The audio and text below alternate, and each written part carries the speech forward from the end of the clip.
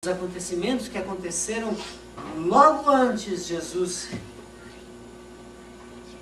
Jesus ir ao jardim do Getsemane, ser preso pelos romanos e ser levado para ser julgado e crucificado. Versículo 4. Assim levantou-se da mesa, tirou sua capa, colocou uma toalha em volta da cintura. Depois disso derramou água numa bacia e começou a lavar os pés dos seus discípulos, enxugando-os com a toalha que estava em sua cintura.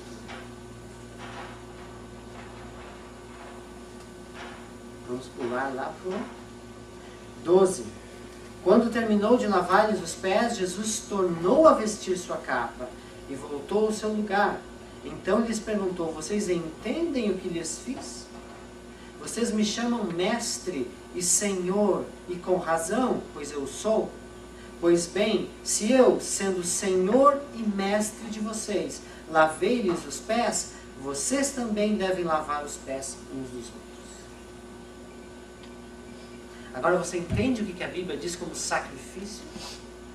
Jesus veio como Senhor de todas as coisas, como Senhor de toda a criação. Porém, Ele foi o primeiro que se pôs de joelho para servir a homens pecadores. E no final desse texto, Ele vira para os discípulos e disse: agora vocês vão e façam a mesma coisa, uns pelos outros. E é exatamente disso que a Bíblia está falando sobre autoridade, porque ele começa o texto dizendo que todo o poder me é dado. Então, quando o homem se acha na mesma posição, na posição de autoridade, e essa autoridade ela veio de Deus, então nós precisamos seguir também o exemplo de Cristo e nos colocar a servir as nossas esposas. É isso que a Bíblia diz quando fala de autoridade. Esposo, você foi colocado para servir a sua esposa e a sua família. Você foi colocado para sacrificar-se por eles, pela sua esposa e pelos seus filhos. Da mesma maneira como Jesus, presta atenção no versículo lá em Efésios. Volta para lá, espero que você estava com o dedinho lá, né? Vós maridos, versículo 25, amai as vossas mulheres como também Cristo amou a igreja e a si mesmo se entregou por ela, para a santificar, purificando-a com a lavagem da água pela palavra, a fim de apresentá-la a si mesmo, igreja gloriosa, sem mácula, sem ruga, nem coisa semelhante, mas santa e irrepreensível. Você percebeu que esse amor é um amor que cuida, um amor que protege, um amor que busca proteger, guardar, poupar, né? Um amor que busca trazer para perto e envolver e colocar numa posição onde esse amor não possa ser danificado, não possa ser machucado. Então essa é outra característica desse amor, dessa autoridade que Deus deu ao marido, ao homem. Esse amor deve ser um amor que busca proteger, santificar, guardar, poupar a esposa. Da mesma maneira como Cristo e a igreja, seguindo o exemplo de Cristo. Buscando servir a esposa para apresentá-la a Deus, sem mácula, sem mágoa, sem tristeza. Esse é o dever do marido, quando sobre os ombros dele foi colocada a autoridade. É interessante, queridos, que eu não quero que vocês em nenhum momento pensem que quando eu estou aqui falando essas coisas, eu estou numa posição mais elevada, ensinando vocês algo que eu já domino em minha vida. Nunca olhe dessa maneira. porque não é verdade. O que eu tenho aprendido com as Escrituras são coisas que, na verdade, muitas vezes eu olho para a minha vida e vejo que eu não cheguei lá ainda. Por isso não se sinta diminuído pelo peso dessa autoridade, pelo peso desse chamado, dessa responsabilidade. Porque o mesmo Deus que nos chama a viver a fé é o Deus que nos capacita para essa jornada. O mesmo Deus que nos chama para ser esse esposo, que faz tudo isso aqui que a Bíblia acabou de nos dizer, é o mesmo Deus que nos capacita a viver essas coisas. Mas, quando há em nosso coração o desejo de ser assim, quando há em nós o desejo, a vontade, o anseio de sermos aquilo que Deus quer que nós sejamos, isso acontecerá. Acontecerá, Bíblia, te garanto. Nós estamos no caminho, nós estamos caminhando, e é isso que é importante.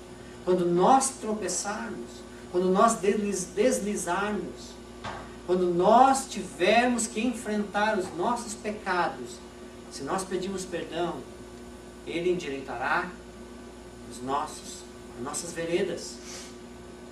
Amém? Amém, Bíblia? Isso é para nós, não é para nós. A nossa família precisa, a sociedade precisa. E você vai ser um saco de pancada hoje, né? Porque só tem você. Mas eu esqueci, tem o Miguel lá. Miguel veio para não te deixar apanhar sozinho. Na verdade eu tô aqui, né, gente? Eu tô aqui e apanho do mesmo jeito.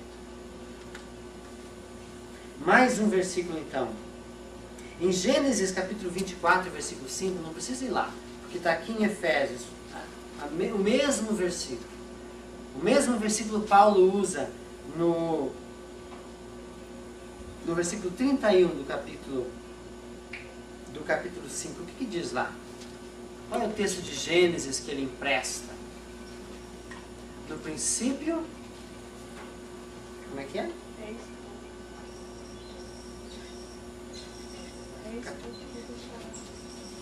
Como é que é? Pode ler.